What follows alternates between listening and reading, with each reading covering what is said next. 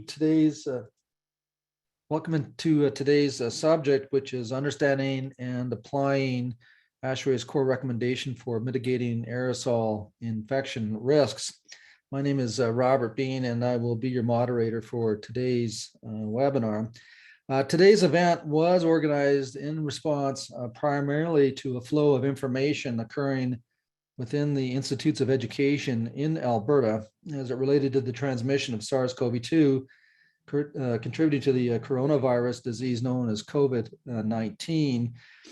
Several communications from various levels of public health and within various institutions contradicted known principles of air quality and air quality control measures, which have been exhaustively studied and practiced by the worldwide collective of engineering and engineering technology professionals.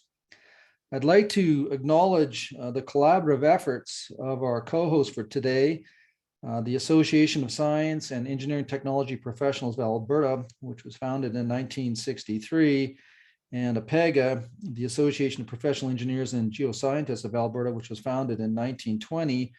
I want to thank both of you for your contributions to bring your members and their colleagues to the table, and specifically to Acet for providing the means to deliver to today's message. I also want to acknowledge ASHRAE, which was formed as the American Society of Heating, Refrigeration, and Air Conditioning Engineers, with its history going back to the late 1800s. We currently have over 57,000 members in around 132 countries, and is a founding member of the Indoor Environmental Quality General Alliance, which is a global collective of engineering associations with a focus on engineering of indoor environments.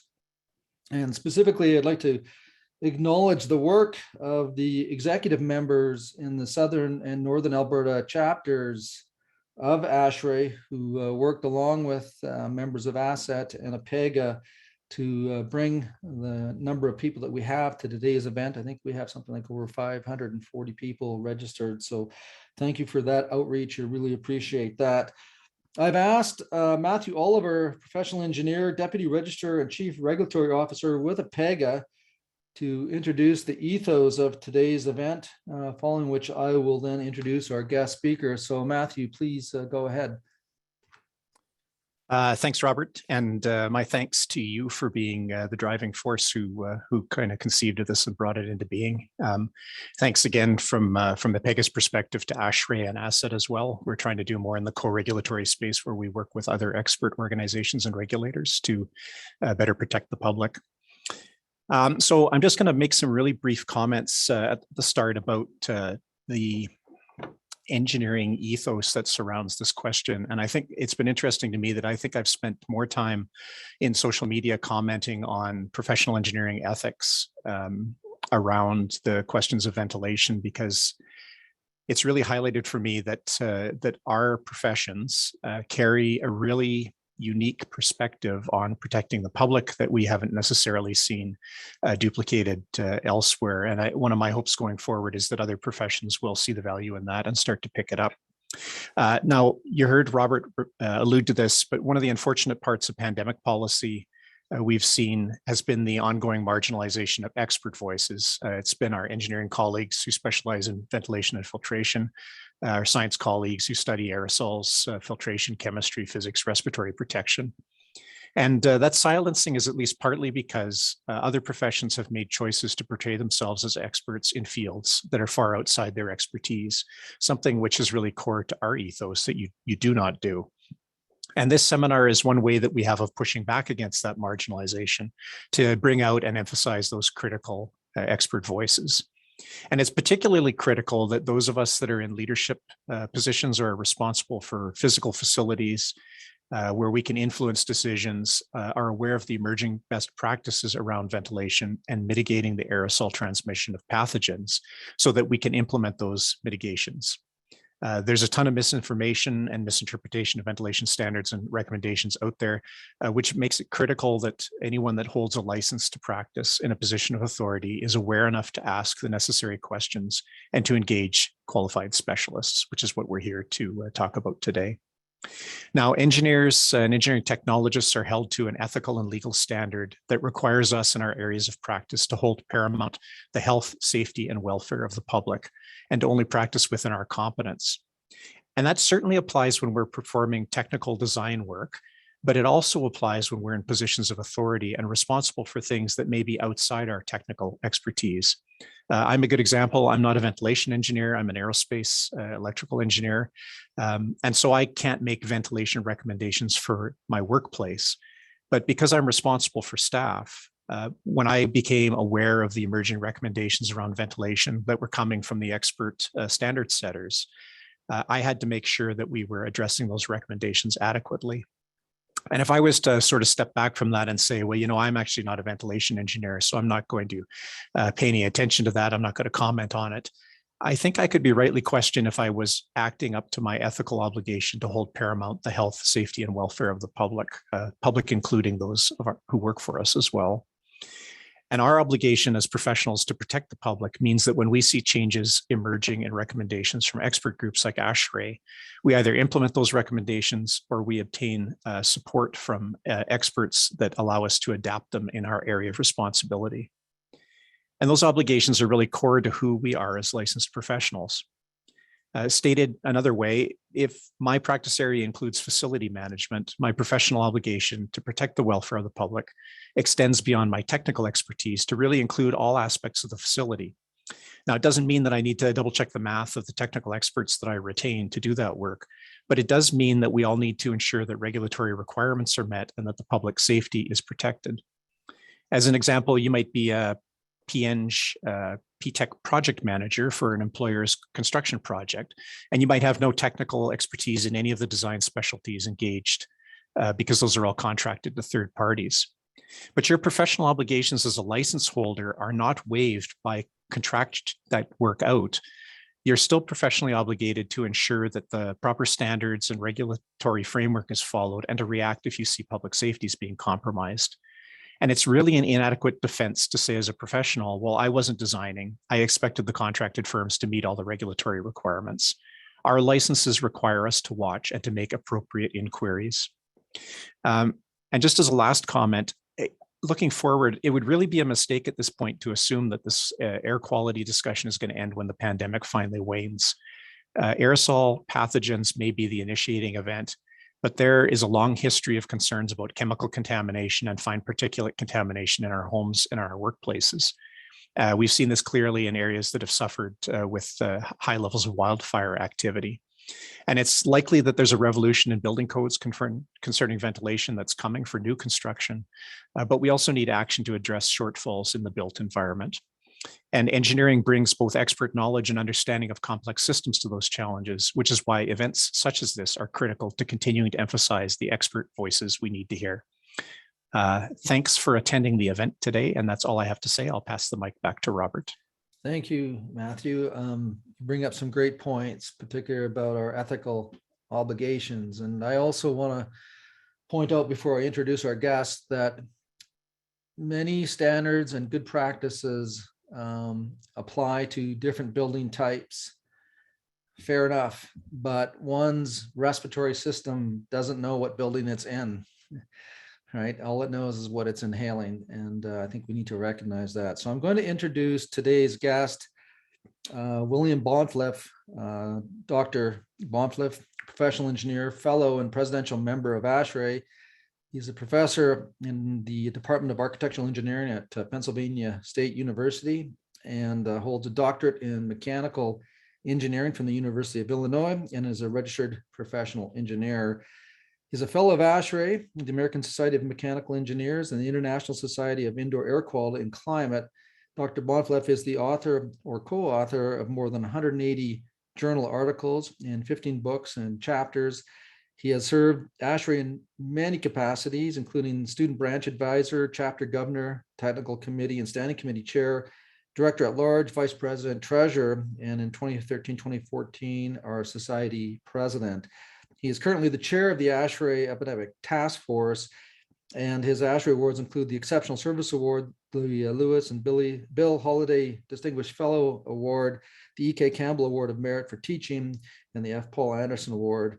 ASHRAE's highest individual honor. And it is actually an honor to have Bill as a friend, also a past guest on our podcast, Edifice podcast on property development, and certainly follow his leadership as he's led ASHRAE and the members around the world. So thank you, Bill, for joining us. I'm going to hand the mic over to you and let you do the presentation. For those that have questions, please post them in the Q&A. We're going to answer them at the end of the presentation, and we'll then take that up. So Bill, it's all yours. All right, well, thank you very much for the introduction, Robert. Glad to be here, and I very much appreciated Matthew Oliver's comments on ethics and professional responsibility as a PE myself. So very glad to be here today to share with you some of the approaches to making buildings safer from risk of airborne infection that ASHRAE has been promoting for the last 2 years, and that really are just going back to good fundamentals. So what I'm going to do for you today is overview the concise summary of that guidance, and also a section of ASHRAE's guidance that deals with applying it. These slides, the documents that I'm referring to, and a few other supplementary things will be made available to all the attendees. So don't worry about that. If you would like to save a slide, you don't have to take pictures of your computer screen throughout the talk here. All right, so we'll skip over the long and painful and disappointing argument over airborne transmission, and just say that at this point in time, the Centers for Disease Control and Prevention in the US and WHO globally agree that there's significant risk of what we've been calling airborne infection, could also be called infection by inhalation of infectious aerosols, fine particles. We've spent a lot of time worrying about close contact spray deposition type of transmission and fomite transmission. Fomite has hardly any evidence to support it, and deposition is clearly of concern, but at close range. So that's going to be the focus of the talk, is how we can protect ourselves, especially from airborne transmission. WHO, which was for a long time very skeptical about airborne transmission, now has published some pretty good guidance on ventilation that I would refer you to, but we won't review that here today. So why do we have to talk about what we need to do to buildings to make them safe during the pandemic? That's really the consequence of having current minimum standards that don't deal with infection risk. So what I'm showing you here is the definition of acceptable indoor air quality that we find in ASHRAE Standard 62.1, which is the basis of building codes throughout the US and also in many other parts of the world. Air with no known contaminants at harmful concentrations, and with which a substantial majority of the people exposed not express dissatisfaction. So safe and satisfactory is this definition. And when we talk about exposures to contaminants, we really mean VOCs and ozone and particulate matter and a few other things that are associated with buildings. And so in terms of ability to prevent infections or to reduce risk significantly, the ventilation rates in the standard are too low, and the filter efficiencies are too low. Of course, minimum standards can change, and I hope that they will change again. Over a long period of time, from the point of view of infection control, they actually changed for the worst. This figure comes from a really interesting article on the history of ventilation and temperature control that was published at the time of ASHRAE's centennial in 1999. And what you can see looking at this is that today we're at about 15 cubic feet per minute, or 7.5 liters per second per person of ventilation. If we went back in time to when smoking was included in the standard, the rates were higher. And if we went back 100 years to around the time of the 1918 influenza pandemic, we actually had standards at that time that had a requirement for twice as much ventilation per person as we have today, based on Billings and Fluga. ASHVE, the predecessor organization of ASHRAE, established a guideline of 30 CFM per person way back then. But times have changed, and now we're focusing on odor and building generated contaminants. So what I'm going to be telling you about in the first part of this talk is the core recommendations, which is something that we wrote in the ASHRAE Epidemic Task Force after we'd already developed quite a bit of guidance. It's been an interesting exercise. We had to put this together quite quickly in March of 2020, and we tried to get guidance out as fast as we could. So I essentially had 15 different teams working on guidance more or less independently. And at some point, we decided we needed to establish a framework that everyone could use to make sure that we were saying the same things in all of these different bits of guidance. So that was the inward facing purpose. It was also developed so that we would have a way of communicating outwardly the basics of airborne risk reduction related to HVAC systems, and also because our guidance did evolve quite a bit over time to have a simple, clear document that would say what it was now, because it might not have been the same 6 months previous. It's stabilized at this point, but that was one of the important purposes initially. And what this guidance is intended to do is provide a flexible approach for developing good solutions for any building. It's not wholly prescriptive, must do this, must do that. It gives the building owner and the professionals who work with the owner the latitude to find the best solution for that particular facility. We are applying the well-known concepts of risk management, the hierarchy of controls that you may be familiar with, which the National Institute of Occupational Safety and Health in the US has published in the lower right, and the related Swiss cheese approach to risk management, which tells us that multiple controls that have different advantages can work better together than individual controls.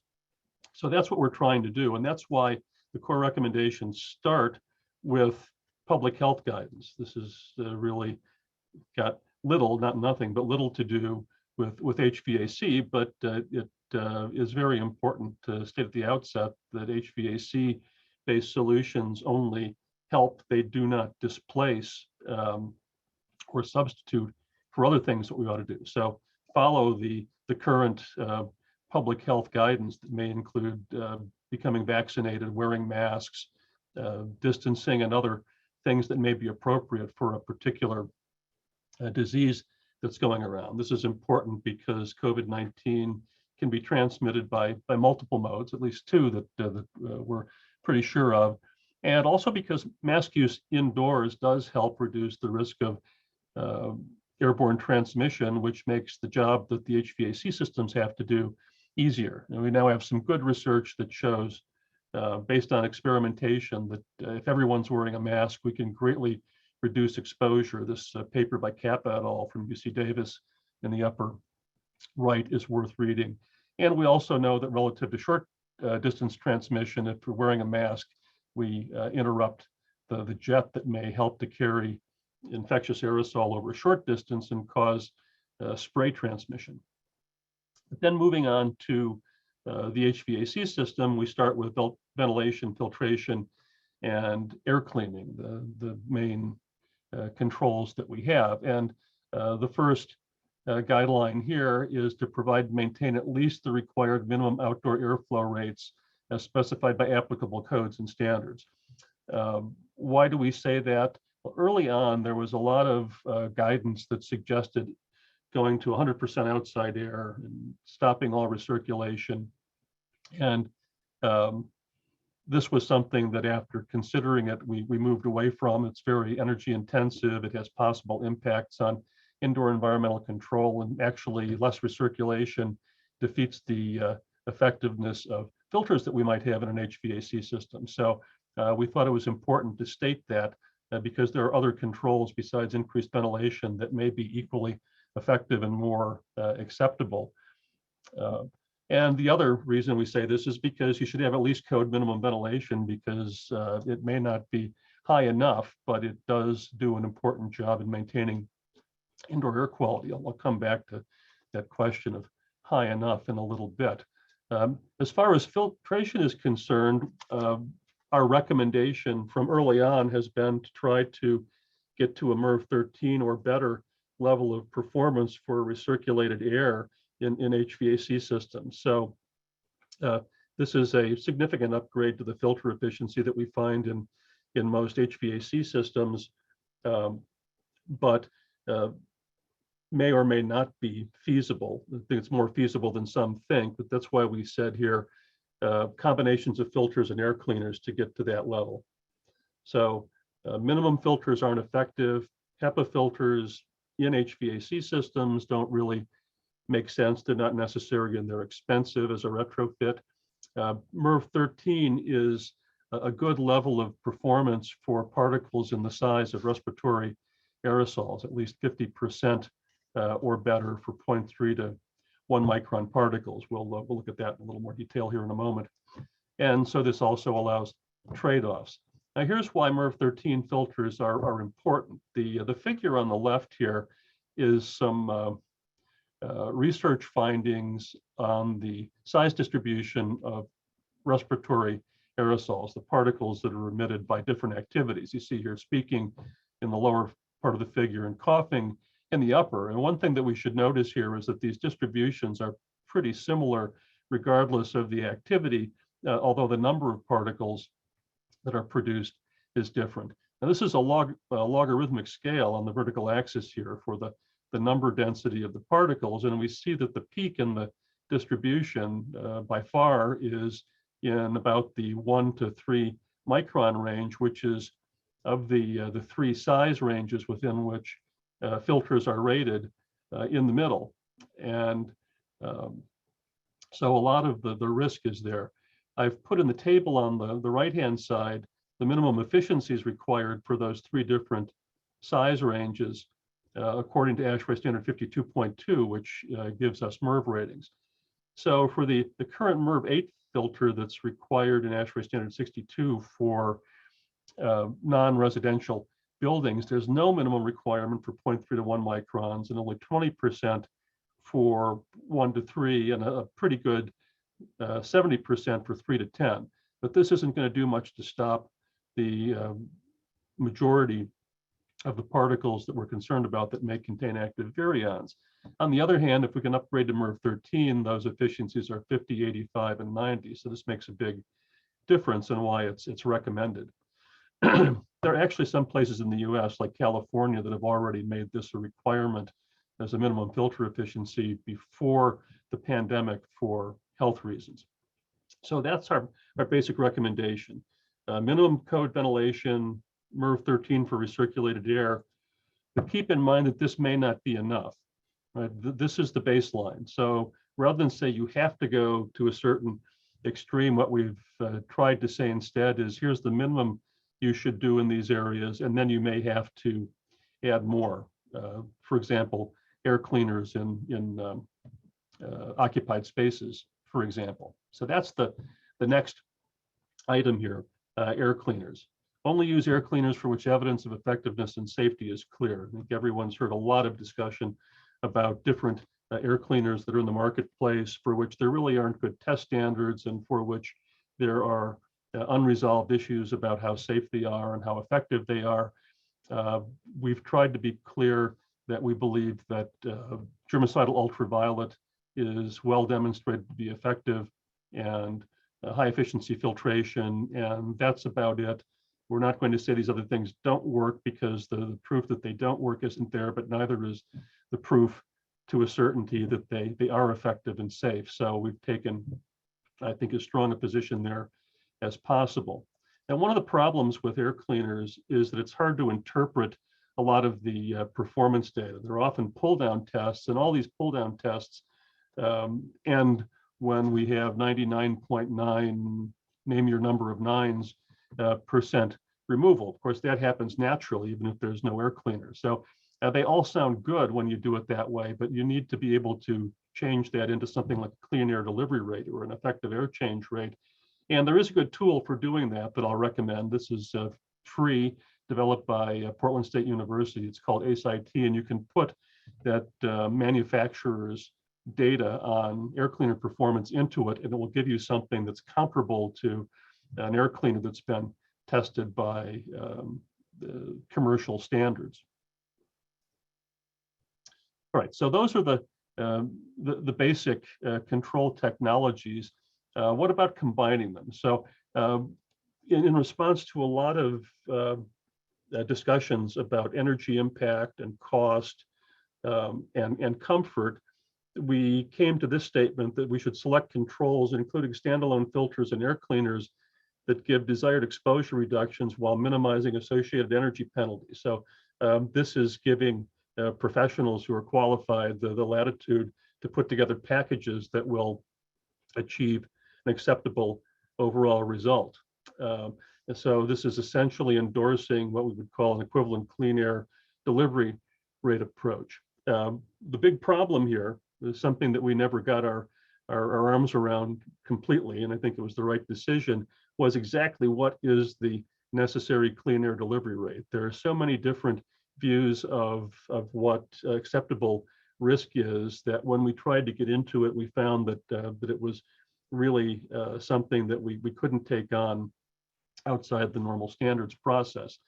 But again, to emphasize, you may need to go beyond minimum ventilation and filtration to have a good level of protection. You can appeal to things like healthcare ventilation standards for some guidance there, or you can do calculations. There are a number of calculators available that will, at least for airborne transmission, allow you to use the Wells-Riley model to estimate clean air delivery rates. So this is the Wells-Riley equation. It gives us probability of new infections as a function of how much infectious material is being put into the air, the red parameters here, number of infectors multiplied by their quanta emission rate, the amount of infectious aerosol that someone's inhaling, breathing rate multiplied by time spent in the space, increase either of those and risk increases, and increase the clean air delivery rate and risk goes down. So this equation gives us a way to come up with a clean air delivery rate based on a risk target.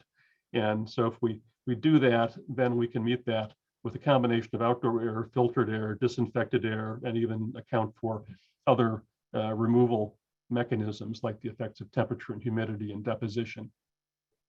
Keeping in mind that the quanta emission rates that we have for SARS-CoV-2 are actually pretty uncertain. So this is the data everybody relies on in these calculators. We have 4 different activities here, from light breathing to singing and speaking loudly. And we see here on this log scale, we go maybe 2 logs or a little more between breathing and speaking loudly.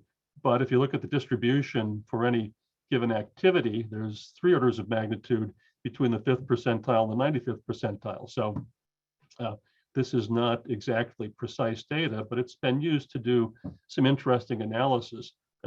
These are a couple of figures from a paper written by Miller et al. On the Skagit Valley choir practice, which was one of the early much discussed cases that suggested airborne transmission. And we're looking here at probability of infection as a function of the loss rate coefficient. So this is the clean air delivery rate expressed as air changes, equivalent air changes per hour.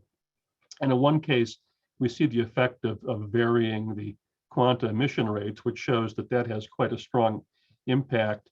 And in the other, the different curves show different amounts of time spent in the space, which shows that if you're going to have a 2.5-hour rehearsal, it's pretty hard to ventilate enough for many people to avoid infection. But if you keep it short, then have a much better outcome. And so considerations like this can be used to design overall risk mitigation strategies, going just beyond how much ventilation do we use.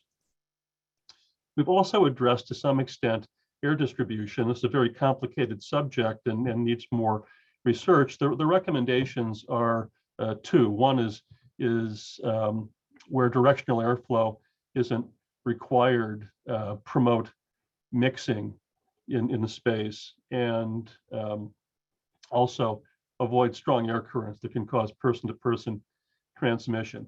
So we've seen in some of the case studies that in a short period of time, if there are strong air currents, we can have infections at quite a distance from an infected person. This upper figure is a restaurant in South Korea, infected person sitting here where the laser pointer is, 6 or 7 meters away, a couple of other people who became infected. Cell phone records say they were in the restaurant for 5 to 20 minutes with this person, but we have a couple of VRF cassettes here that were creating a 1 meter per second or more horizontal air current that was apparently pretty effectively carrying infectious aerosol from here to here.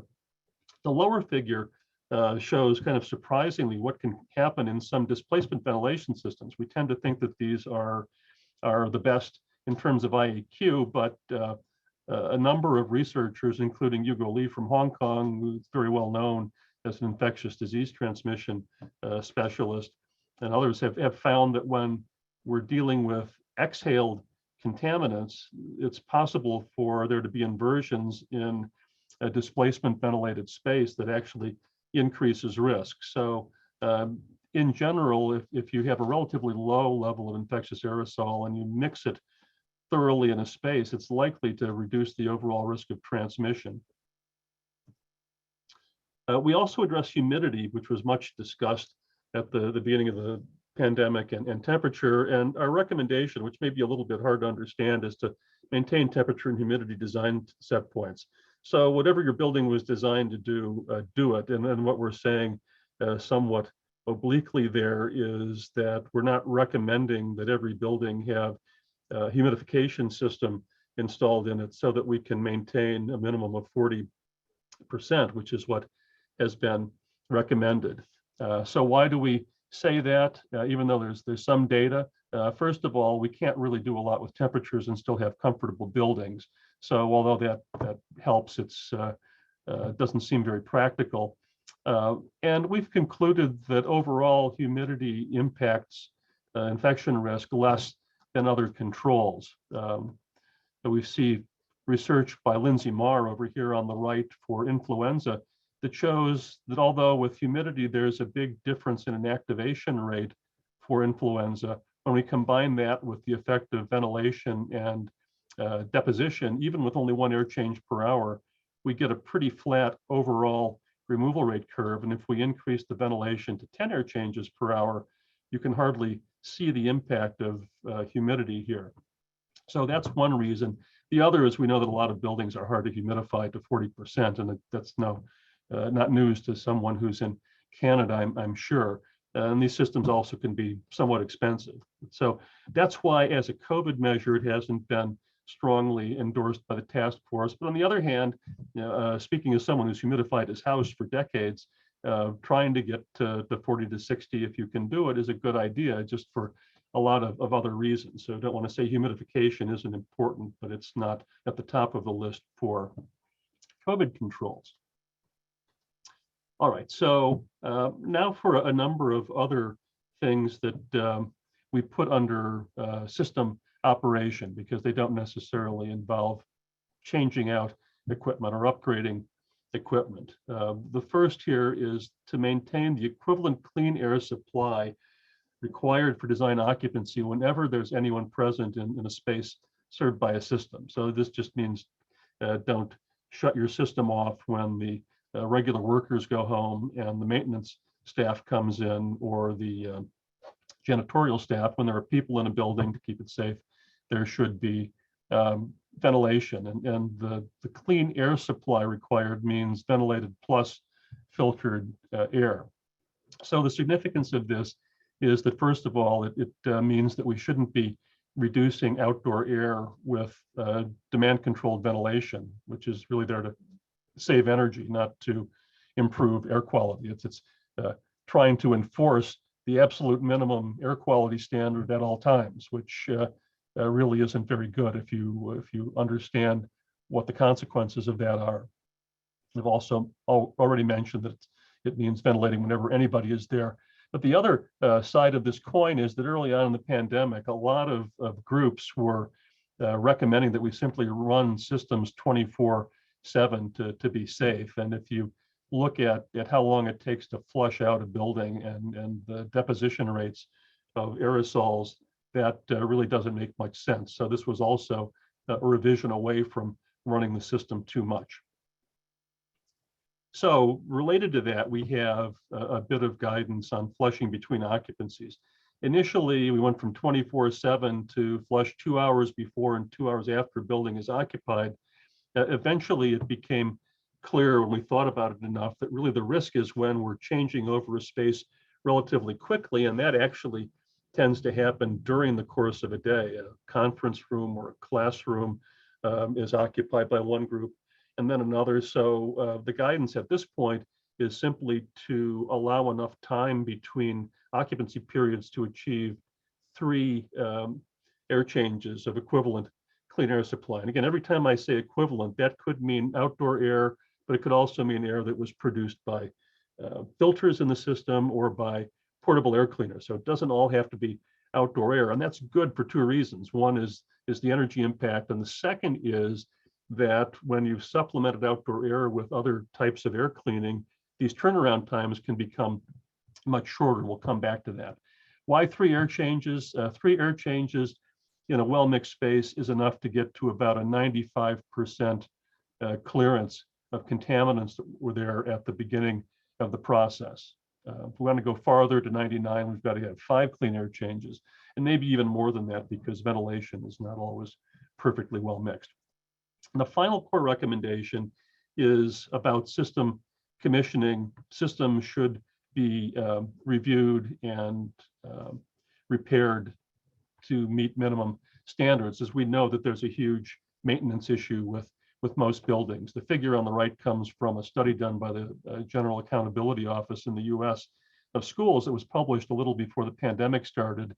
And they found that about 30% of the HVAC systems in schools in the US needed to be repaired or replaced, or stated another way, that 41% of school districts had at least half of their HVAC systems that were in need of being replaced. So if you have a system that's not working, upgrading it will have rather erratic results. So that is the gist of the guidance. And now we'll move on to the building readiness section of the ASHRAE guidance that you can find at ashrae.org/COVID-19. And this is written by ASHRAE subject matter experts with a lot of expertise in commissioning and in testing of buildings. And so it addresses planning, assessment, implementation, and also reopening of buildings that might have been closed, which is something we were concerned a lot about early on after the initial lockdowns that went on for quite a while. So it combines infection control guidance with commissioning guidance. And this is the front page of it. There are 3 sections: general information, epidemic conditions in place, which is about evaluating and developing a plan, and then post-epidemic conditions in place, which is about reoccupying buildings. So the intent, or the general information section, starts with intent, which is simply that this is practical guidance for evaluating a building. It discusses who should be on the team that does it, and also what needs to be in a plan. So the building readiness team should be multidisciplinary and include as many of the affected parties as practical. I won't go through this entire list, but you can see that it includes the professionals who might work on a building, but also the contractors who install and maintain, perhaps the architect who is involved in the design of a building, and then the building facility staff. They all have different perspectives that need to be considered. The readiness plan is a record that ultimately tells us what the mitigation strategies are, whether they're HVAC or non-HVAC. Some examples of non-HVAC strategies are shown here. Some of these come from public health guidance: limits on occupancy, distancing. Circulation patterns, that was something we talked about early on when we were afraid that getting anywhere near someone who was infected, just in passing, might have a really high probability of causing infections, masking and others. HVAC strategies, of course, the things we just looked at in the core recommendations, and those should be done on a system-by-system basis for all the systems in a building. So operating modes is part of this plan as well. We need to consider all the different modes in which the building needs to operate. When it's at full occupancy, if it's at reduced occupancy, assuming that that's something we're going to have to deal with, short-term, temporary, unoccupied status, or a long-term indefinite closure. And the post-epidemic conditions deal with, as I've said already, getting back into a building that's been shut down. So the process of going through this epidemic conditions in place evaluation is shown on the left, gathering information, doing in-person evaluations of the facility, identifying deferred maintenance items and dealing with them, identifying mitigation strategies that are feasible, and then making a work plan, and after reviewing with the stakeholders, implementing it. The list of items from this guidance shown on the right-hand side is extensive, so I won't be able to go through all of them, but you can see this covers many important areas of operation that we've discussed. Ventilation rates, increasing ventilation, pressurization, performance of filters, ultraviolet germicidal radiation systems, all of that sort of thing. So there's really a tremendous amount of information there for the professionals to absorb. Some of the key topics that we can touch on here briefly are system evaluation, increased ventilation, filter upgrades, equivalent outdoor air, flushing of spaces, and energy recovery devices. So the system evaluation should look at every HVAC system in the building at the component level, at the system level, at the controls, standard commissioning procedures, and to determine the capacity for upgrades. So how much can outdoor air be increased, how much can filter efficiency be increased, and what air cleaners could or should be used to get to our risk mitigation goals. Increased ventilation is described about how to figure out what the highest level of outdoor air you can have under given outdoor environmental conditions is, but I should emphasize here that this is not necessarily the best option. It's something that could be considered in some climates, but not everywhere. There's a limit during cooling based on both sensible and latent capacity, and during heating, sensible capacity, and the humidification load, if there is humidification, and also the risk of freezing things up. So it's essentially determining what a redesigned economizer, air economizer strategy is. But I'll highlight this figure over on the right, which has been well traveled during the pandemic. This is some work by Farah Mazimi, who's now at Harvard, and Brett Stevens, who's the head of the architectural engineering program at Illinois Institute of Technology. And before the pandemic, back in 2013, they did some analysis comparing the effect of higher efficiency filters versus increased ventilation to reduce risk using the Wells-Riley equation that we looked at before.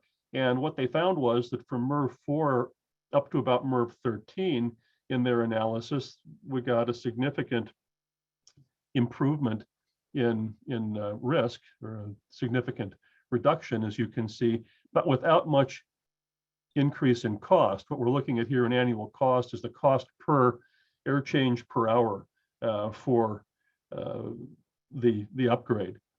And you see that after 13, we go to higher efficiency filters, and they're not having much impact because the risk has already been reduced to about as low a level as it practically can be, and we're putting in more and more expensive equipment. So this is some of the justification for MERV 13. All these colored figures labeled with locations are showing the ventilation required to get, with outdoor air, to get to the same risk level, and they're all higher, above about MERV 5 or 6 than the cost of enhanced filtration, which is why that's something that's been recommended quite strongly.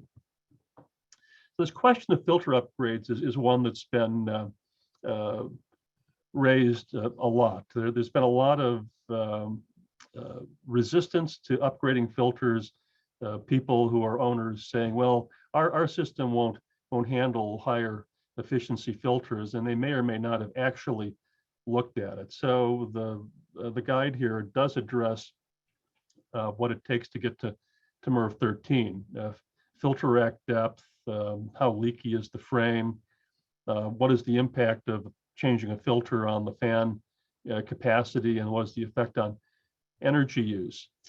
It's not a given that increasing the filter efficiency will result in a big change in pressure drop that corresponds to flow rate and energy changes. And some of the data that Marwa Zatari collected during her doctoral work and has continued to supplement shows that there's actually a lot of high efficiency filter models available that don't have much higher pressure drop than the MRV8s that we're recommending be changed out. Now, some of this is because they're electrostatically charged, but the point is that there's more variation across any given MRV value than there is from one MRV to the next. So this is sometimes just a convenient excuse for not doing anything.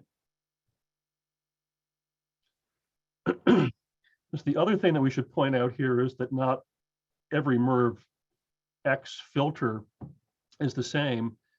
So it pays to make conservative assumptions unless you have data for the specific filter you're going to use. And again, this is some more of Marwa's data. And we see MRV 8, 11, and 13 filters here. And the PM 2.5 efficiency varies quite a bit within each of those groups, although in general, there is improvement.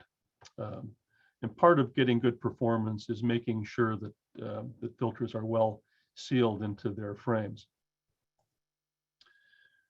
Equivalent outdoor air was mentioned in passing in the core recommendations. It's dealt with in detail in the building readiness guidance. How do you determine how much uncontaminated outdoor air a system's actually providing, so that we can add together outdoor air and treated air.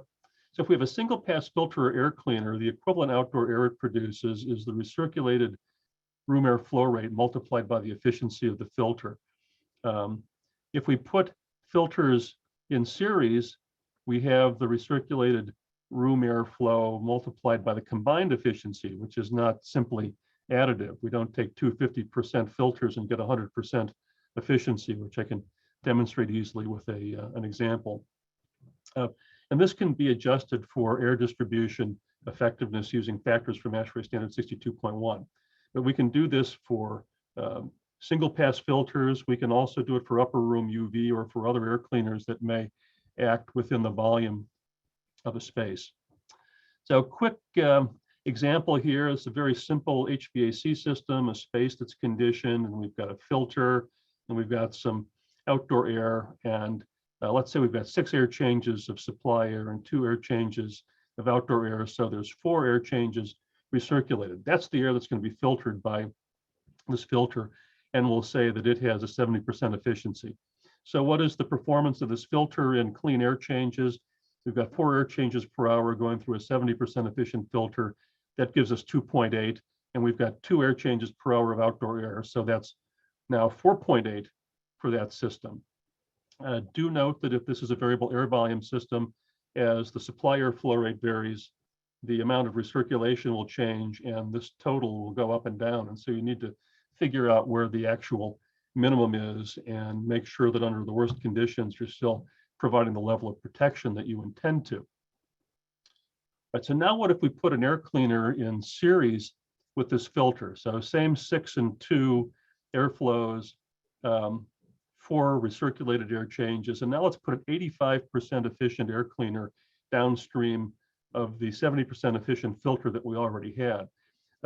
Here's the formula for 2 air cleaners in series, 1 minus the product of the penetrations, 1 minus the efficiency of the filter, 1 minus the efficiency of the air cleaner. And so this works out to be 1 minus 0.3 times 0.15 when we evaluate these, and we get 96% overall. So we initially had a 70% efficient filter, and now we're getting 96%. we put in an 85% efficient air cleaner, and it increased the overall performance by 26%. And this is something to keep in mind when you're thinking about, for example, putting an air cleaner down of an upgraded filter, because the incremental benefit is going to be smaller. So now if we calculate the air changes that we get from the filter plus the air cleaner, it's 4 air changes times 0.96, which gives us 3.8. Add that to the original 2, and we now have gotten to 5.8. So now what if we take that air cleaner, which only gave us an extra 26%, and we put the same 4 air changes per hour through it, but we move it into the space. So now this is like having a portable air cleaner. So now it's getting 4 air changes of room air, and it has an 85% efficiency. So this air cleaner by itself now is doing 3.8. So the total now, when we do that, is the 2 air changes of outdoor air we had, plus 2.8 for the central filter, plus another 3.4. And now we've got 8.2, which is getting to be pretty good. So there was a big improvement simply on the basis of where we put the control. So all of these calculations seem kind of complicated, but thankfully our building readiness team put together a calculator to help you do it. So this is a web-based spreadsheet that you can download that's linked in the building readiness guidance. And I don't have time to go through the details of it, but this will help you determine for a given space what the equivalent air changes are and what the effect of adding a control will give you. Flushing's also addressed here, and I mentioned before this well-mixed guideline of 3 air changes to get 95% reduction. Here's the actual equation that gives us that result. The ratio of concentration when we have an initial concentration in the space and no source is exponentially related to the number of air changes. So we can calculate the air changes required to get to a certain level. And for 95%, it's 3 air changes, and for 99, it's 4.6. We can also solve this equation to tell us how much time it takes to reach a clearance target. So I've got an example for that as well. So let's say we've got 2 air changes of outdoor air as we had before, same example, and a 70% efficient filter that gives us 2.8. So the total is 4.8. If I have 4.8, if I have 2 air changes per hour only and no filter, it takes 1.6 hours to get 3 clean air changes into the space. But if I add the effect of the filter, and now I've got 4.8, it's down to 37 minutes, which is what I was pointing out before. The effect of the filter in this system is to reduce the clearance time by significantly more than half.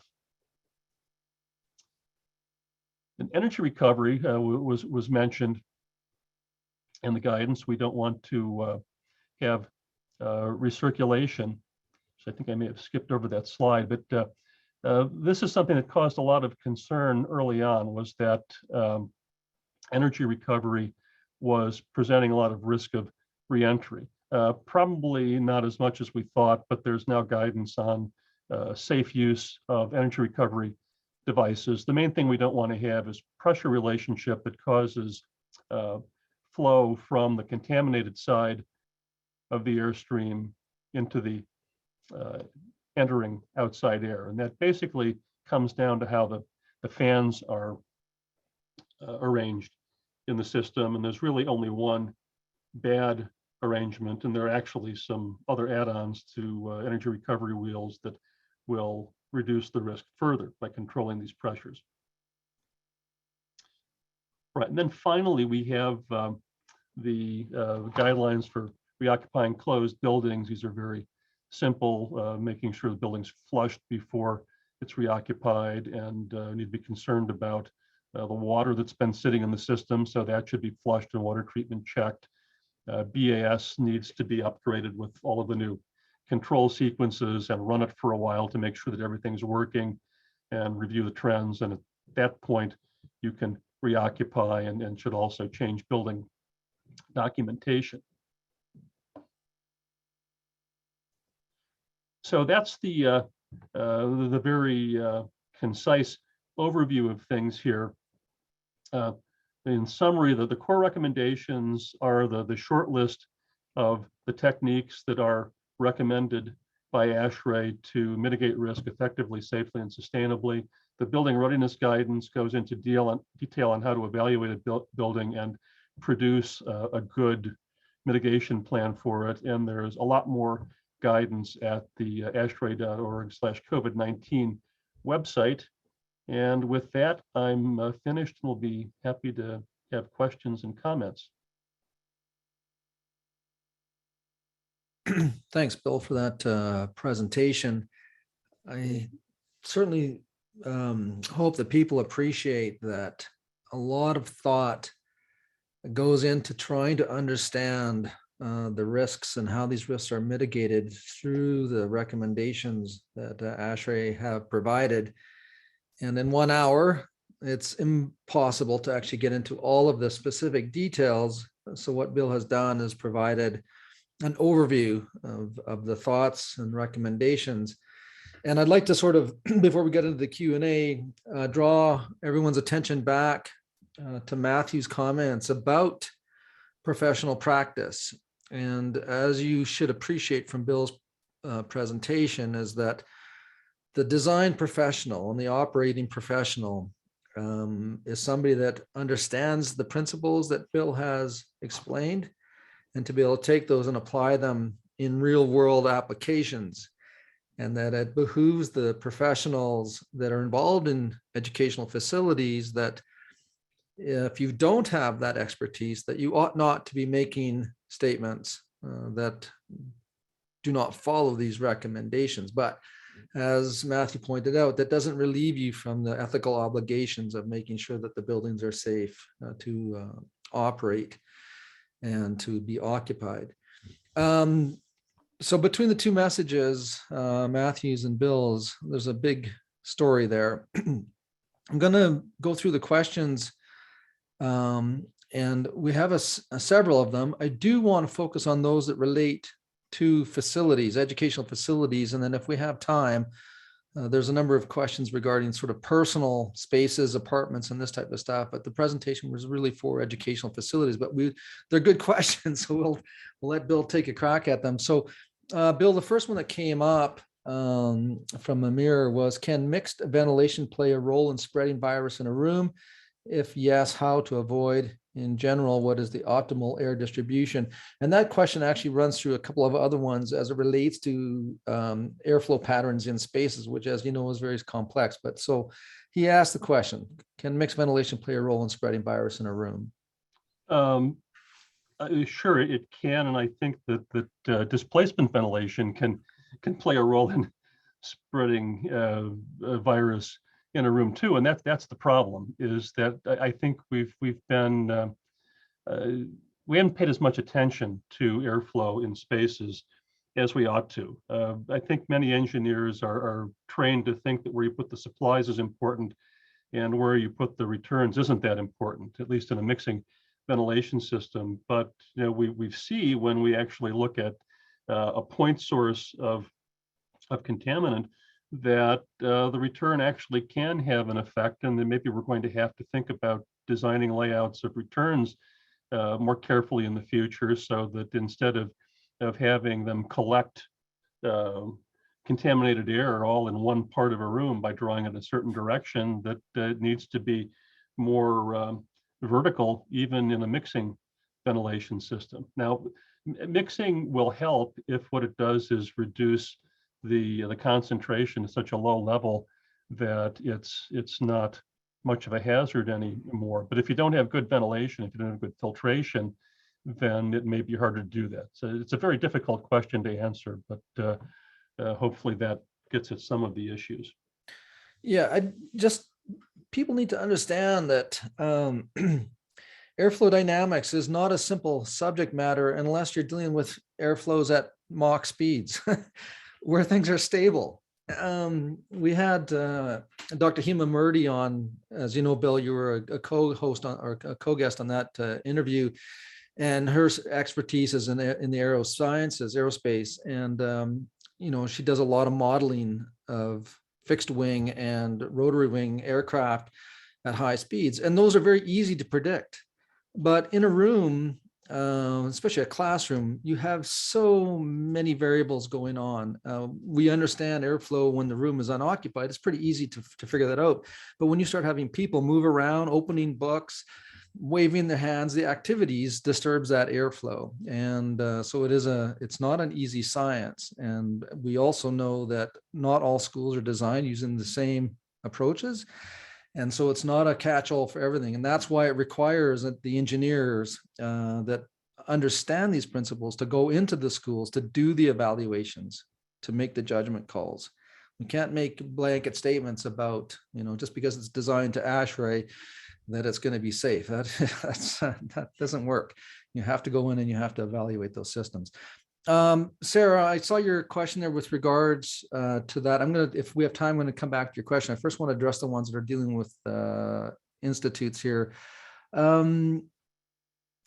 This one's from Tracy. Read the statement, consensus risk mitigation targets do not exist. So setting goals requires judgment. What are engineers to do in jurisdictions where public health organizations or officials refuse to set goals?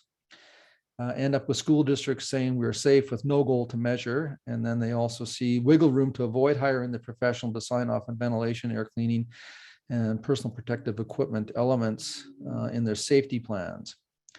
So figure out what this question is in here. So what are engineers to do in jurisdictions where the public health officials refuse to set goals, I guess is the question. Well, what engineers always do, they still have to do their job, even if there's missing information. So where do you go for a source of reasonably credible information? And I think it's many have looked at healthcare ventilation standards. So ASHRAE Standard 170, wouldn't recommend that we apply ASHRAE Standard 170 to a school, but if you look at the ventilation rates in infection sensitive spaces in healthcare facilities, we're looking at something like 6 clean air changes per hour, combining outdoor air and filtered air, and upward from that, in some cases significantly more. And that's actually, as far as I've been able to determine, behind Joe Allen at Harvard's recommendation for schools of trying to get to 6 air changes per hour. So that's the kind of guideline that we have available right now. And of course, you can run these calculators for the specific parameters of whatever your situation is, number of occupants and what their activity is and how long they're there, and that will produce an estimate as well. That's really the level of knowledge right now, but we can't take the message from that if we don't know precisely, we shouldn't do things that we know will work, right? So we always have to push the process in the direction of reducing risk, not saying we don't know, so we'll do nothing. Mm-hmm. Matthew, if you're there, if you could hit your video. The extension on this question is that when an engineer is faced with the knowledge that they've done an investigation and what they see does not comply with the recommendations, and they take it to the officials who hold the ultimate decision making, it puts them in an ethical dilemma, doesn't it? If those actions or those comments are not acted upon because they know that there's a risk and the risk is not being addressed. What words do you have for that practitioner? It's a tough space. That's the only words I have. One of the problems is I think what I would say is that a licensed professional has a due diligence obligation to make sure that they make their client or whoever it is they're working with aware of what they've identified as the issues. If the client or somebody else chooses not to act on those, the engineer has a number of different options they can turn to, including informing the authority that has jurisdiction over the building. But the challenge here is that the built environment space, there's a regulatory gap that exists there right now, because basically if the building was commissioned to meet the codes at the time it was designed and constructed, then it's good to go.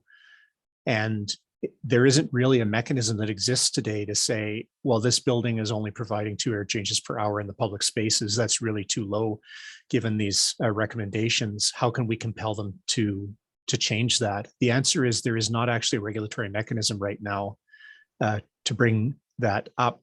And maybe Bill will know this better than I do, but the concern it causes for me, it's not necessarily in the Class A commercial buildings that are well maintained and have lots of occupants and money spent on maintaining them. It's the older buildings that are smaller that maybe don't have the ability to upgrade the ventilation systems is where there are a lot of problems that are probably not being addressed right now. Did I answer your question, Robert? Yeah, to some degree. I mean, it still leaves the engineer in a difficult position, and even those who may be not licensed professionals, but building operators who just have a high ethical and moral obligation to the students and the teachers, who know things aren't right and have made comments to the school boards and the trustees, and that their voices are being suppressed.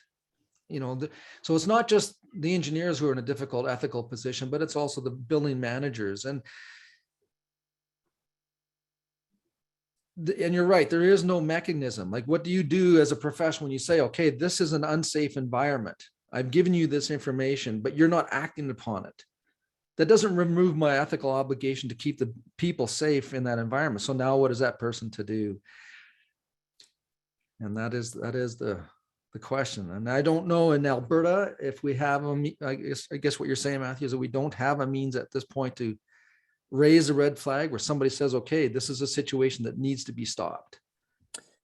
Yeah, I mean, there's ways of raising the red flag, but the question is what regulatory tools or laws exist to actually require that action be taken. So, a great example is structural integrity of an occupied building. If there's a question raised about, as we had happen in Fort Saskatchewan a couple of years ago, where a 4-story condo building was had their occupancy permit lifted by the authority having jurisdiction. That's the type of intervention that can happen if the AHJ believes that the building is no longer safe for occupancy. But that's a pretty clear case because now we've got structural issues like building collapse as a possibility. We're now talking in this sort of middle ground about air quality and protecting people against pathogens. And the best we have to rely on are expert recommendations, but we don't actually have laws to rely on where we can say you are compelled. And I hate to say it because it sounds like I'm tap dancing, but the real fallback position, the only one that exists is legal liability, really, to compel action in cases like that, or people making the choice that they're going to take their business elsewhere because they don't feel safe in the environment. It's an inadequate answer right now. I think that's part of the revolution that we need to see happening in air quality. Yeah, next time we do this, we'll bring hopefully somebody on from occupational health and safety and maybe the insurance companies, because ultimately they have a huge voice in the say of this. And okay, so it's a tough question. And I feel for engineers that are faced with that, or technicians, technologists that are faced with that dilemma. But ultimately, there is an ethical obligation. And if you're faced with that, then take it to whatever channels you can to make people aware. And that really is what we have available to us right at this point. So the next question is from Brett. Do you expect the future versions of ASHRAE 62.1 to have higher ventilation rates? Well, that's certainly crystal ball reading. I think that's something that will be considered. I think that probably the more obvious thing that is likely to happen first is higher filter efficiency requirements, since there already seems to be some movement from 8 to 13, but higher ventilation rates would have general indoor air quality benefits. That's why you get credit for doing that in green building and in healthy building standards. So I think what I would like to see is that we start to look at the economics of indoor air quality in the same way that we look at the economics of energy. So ASHRAE standard 90.1 is based on life cycle cost analysis to an extent, that the cost of an energy efficiency improvement has to be justified by the benefit. If we started including the documented benefits of better indoor air quality into deciding what the requirements of a minimum air quality standard should be, it would look a lot different than ASHRAE standard 62.1. So I think the critical thing is to get these committees that don't want to touch health, that are writing standards, to say we really need to deal with it and to do something to address it. And if that happens, ventilation rates that are higher might be part of the solution. It might also be having more referencing of air cleaners and their appropriate use in these standards. Maybe it will become a clean air delivery standard instead of just an outdoor air delivery standard. Speculating here, but those are the sorts of things that could happen that I think would be useful. Thanks for that answer. Jennifer has asked a question here. There's a lot in this, Jennifer, so I'm going to just summarize this and maybe we can come back to it later if we have time. But the essence of her question is, what testing has been done in classroom settings to verify the efficacy of filtration units? So we're talking about UVC systems, we're talking about HEPA, we're talking about MRV13, sort of the whole smorgasbord, if you will, of solutions. What efficacy what testing has been done in classroom settings? Well, I can't cite references for you, but I've got a number of research articles that have looked at the effectiveness of air cleaners in classrooms that are like HEPA filter units that are reducing particulate levels, and that's been done to some extent experimentally and to some extent with CFD modeling. I don't know what there is to support the effectiveness claims of additive air cleaners in classrooms, because none of that kind of testing that's done outside of a lab setting generally looks at pathogens in the air. Want to talk about UV? How long have we had evidence that UV in a classroom works? Since the 1930s. Right? So, Wells and Wilder put upper room UV systems in schools in the Philadelphia area in the 1930s and showed much lower levels of measles infections in classrooms with those units than in other classrooms in the same school that didn't have them. So there's a lot of evidence about UV over time, particularly upper room. I think if there's anywhere where the evidence is more limited, it's for the induct. But really upper room is what's being recommended.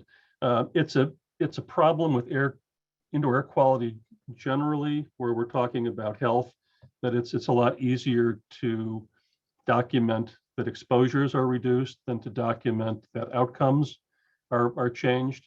So I think we have very good data on the effectiveness of portable filters removing particles from the air, and less about actual changes in infection rates, because the data hasn't been collected that it would take to do that accurately.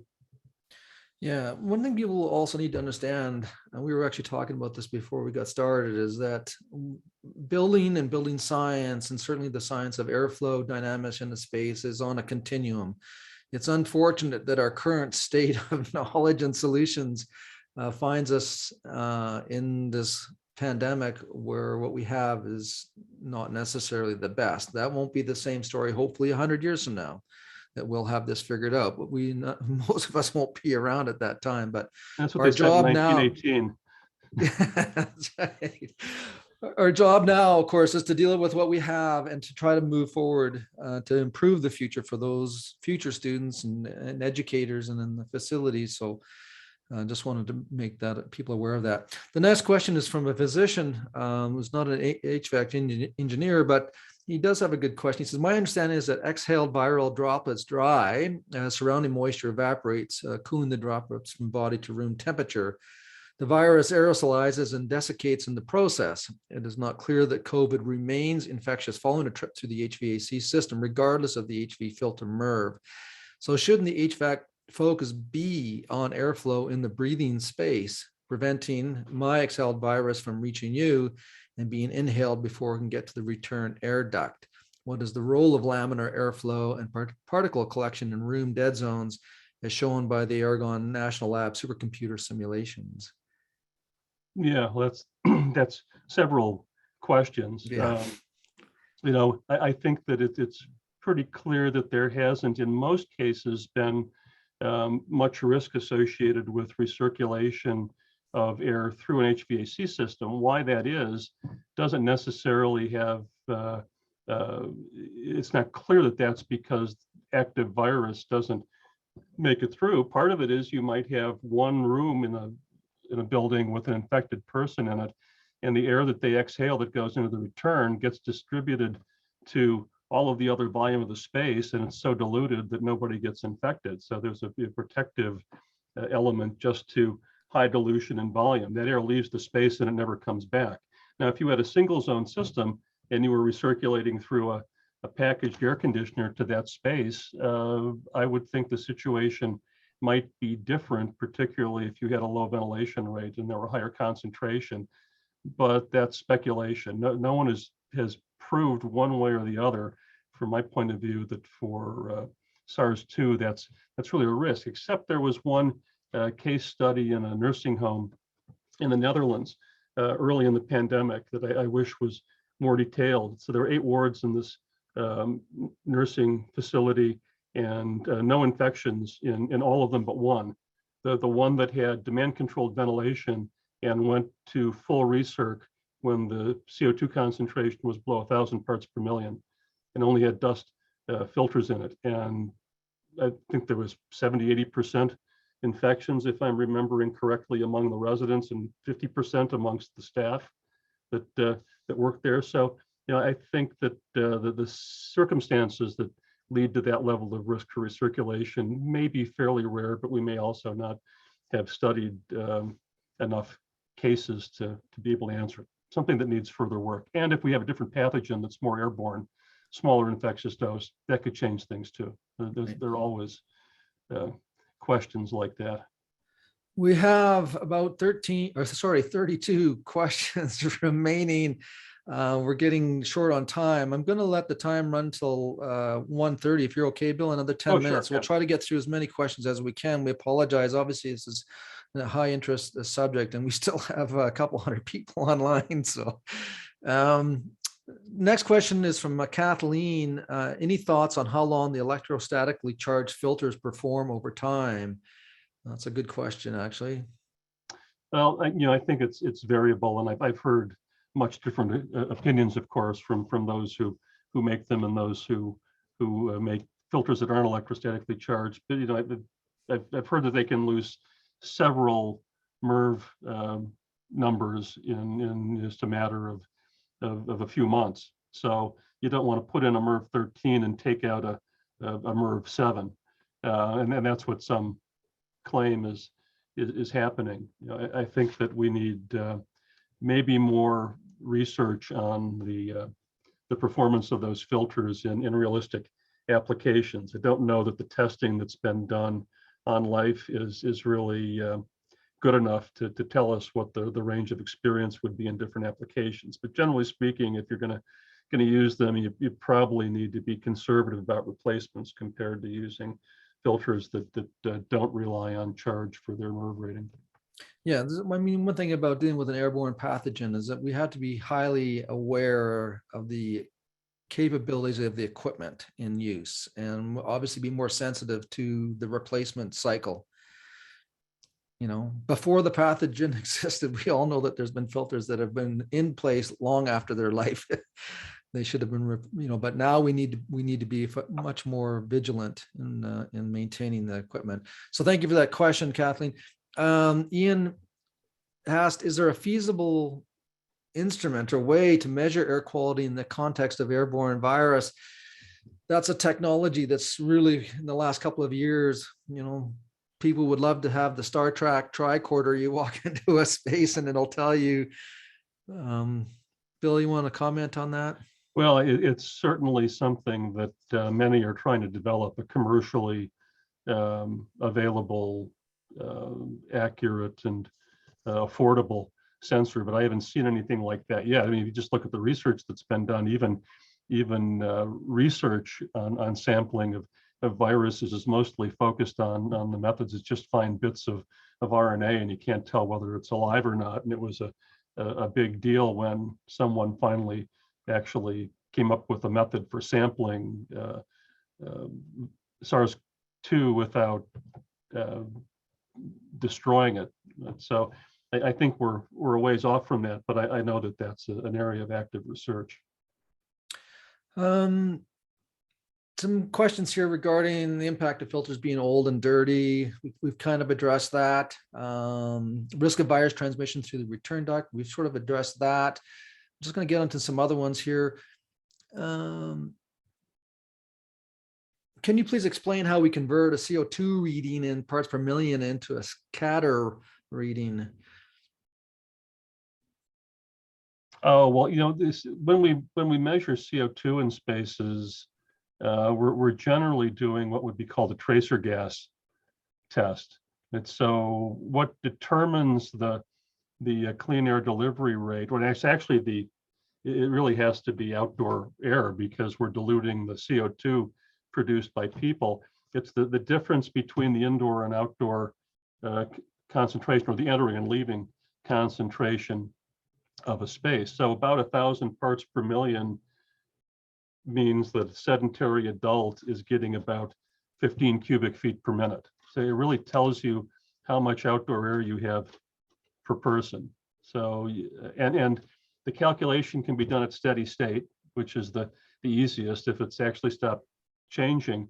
If you do a CO2 measurement and the space hasn't been occupied for long, concentration is low, but it's going up rapidly, you'll overestimate ventilation. And if it's decreasing, you might underestimate it. So it's really kind of tricky. I should mention that probably within days or weeks at the most, ASHRAE is going to publish a position document on indoor carbon dioxide, which Andy Pursley at NIST chaired, and I was a member of the committee, and it discusses a lot of these issues about how CO2 is not quite the magic measurement that we sometimes think it to be. Thanks for that, Bill. From a practical point of view, Jennifer asks, how can schools make sure they're getting enough air changes per hour in each classroom, and how can they measure this? How common is it for classrooms to have 1 or 2 air changes per hour?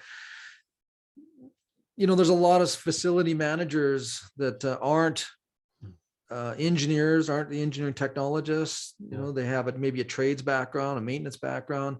They're left with the responsibility of providing good air. It's a good question. How do they know? Well, if you want to do it yourself, rather than hire a technician who may have instruments for measuring airflow on the components, you might look at the guidance for schools that Harvard School of Public Health published quite a while ago. And one of the things that's there is how to do tracer gas tests to determine the air change rate using dry ice as the source.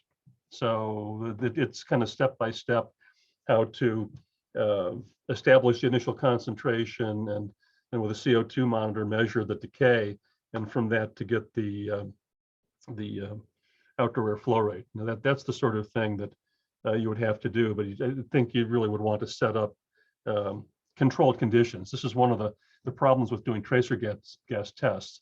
You can determine what the flow rate is if all of the requirements of that test, all the assumptions are met. And usually when someone's just walking into a space with a CO2 monitor, occupancy is variable and concentration is transient, and a lot of other things that kind of may make it hard to interpret the results. But that is a method.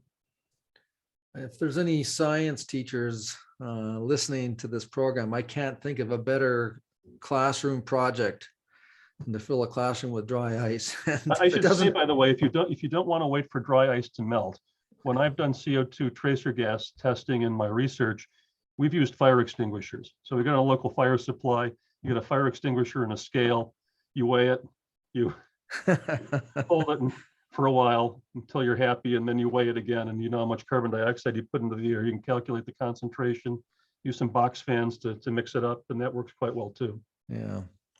All right, next, where questions are increasing, not decreasing, Bill. I'm going to take one more here. One that comes up a lot actually has to do with it's called a CR box, Corsi Rosenthal box. Can you provide any comments on the safety and effectiveness use of these do-it-yourself products? Right. So, you know, that concept has been around for a while. Actually, I got friends in Singapore who were looking at it years ago for the haze when they burn the fields in Malaysia to control PM in the outdoor air. It's been looked at by the EPA for wildfire smoke mitigation in the US, filter over a box fan. So just one filter over the front of it. Worst case, not 4 filters like in a CR box. They found that they reduced particle concentrations significantly. They were UL tested and they found the motors didn't overheat.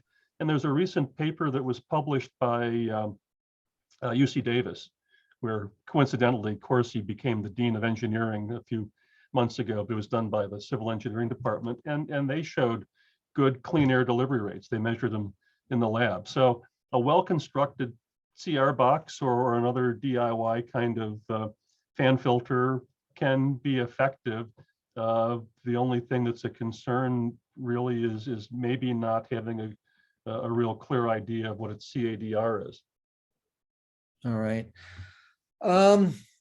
Bill, thanks so much. And to those that still have questions, apologize. We're 30 minutes past our shut off time, and I know Bill's got it going, as do I.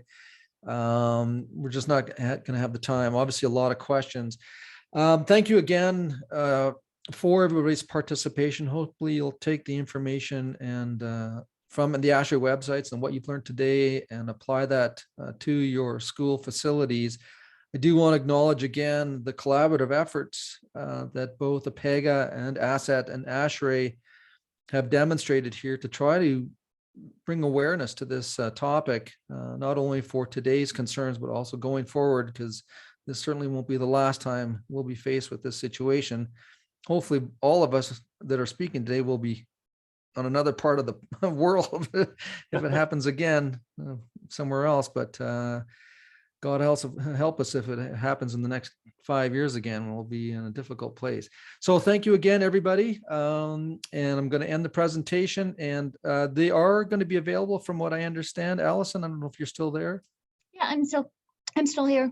Yeah. We'll share the recording and the presentation out with the appropriate organizations, and they'll share it out with the people that have registered for the event. So we'll make sure everybody gets a copy.